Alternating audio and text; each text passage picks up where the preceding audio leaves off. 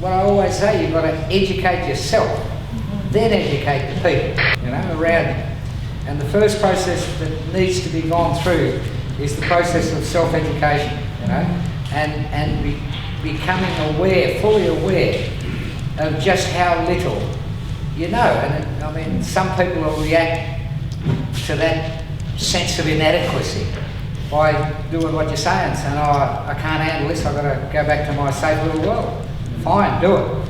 But for those people who are committed to bringing about some sort of meaningful change in society, not just for us, for everybody, then it's a much broader, bigger and more long-term task than that. And they've got to go through.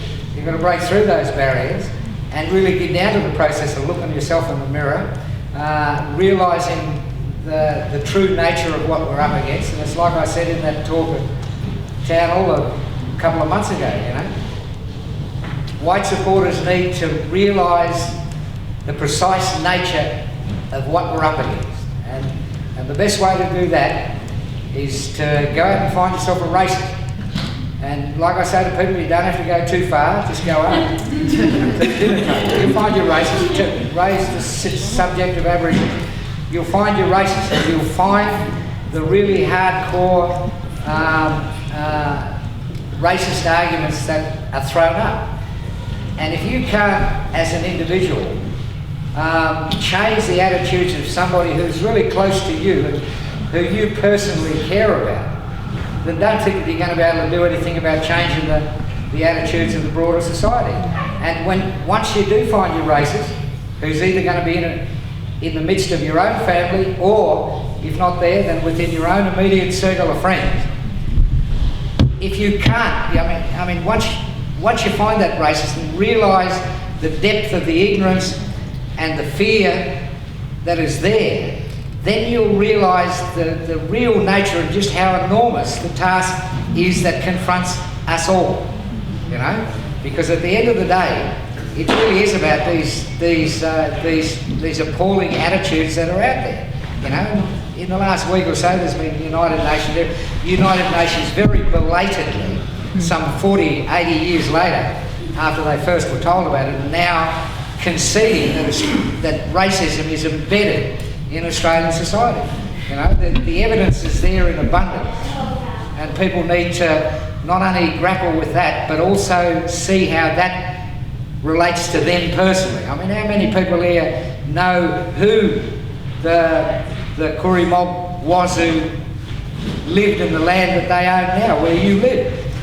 And it's not just a question of knowing, okay, the Wurundjeri or somebody. It's not just a question of knowing who they were.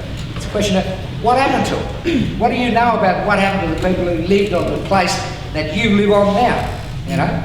And as you gain a sense of that, you gain a sense of just how enormous your own personal ignorance is. And it's a normal path for any person who sets about, who mistakenly, you know, when you're young, you know, deluded, you delude yourself into thinking you can change the world like I did. And yet, it's a question of educating yourself about all aspects of what you're up against and figuring out the strategies of how to contend with it. Part of the strategies for people like you will be being supportive of Indigenous groups, but that shouldn't be the only thing you're involved in. I mean, you know, if you're fair dinkum about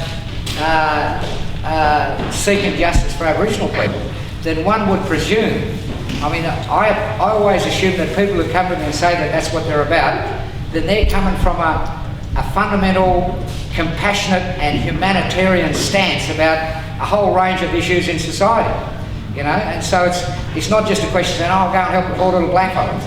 No, don't come and help us, we don't need you. But if you're fair dinkum about achieving social change, your agenda is much bigger than us.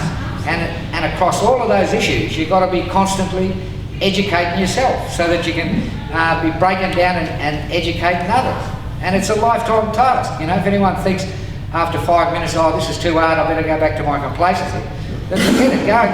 Go into Collins Street and become a stockbroker. Don't waste your time here. Go and do what you're destined to do. But people who are fair dinkum are people who are committed to broader social and political change. And that's a big and lifelong task. And I can tell you right now, you'll never see what your ideals are when you're young. You'll never achieve it. But all you can do in life is try and get there, and try and take as many as people as possible with you, and transform as many people around you, you know. As that Paul Kelly and Kev Carpenter song goes, from little things, big things grow. But don't ever expect that you're going to see the tree just because you plant the little thing in the ground now.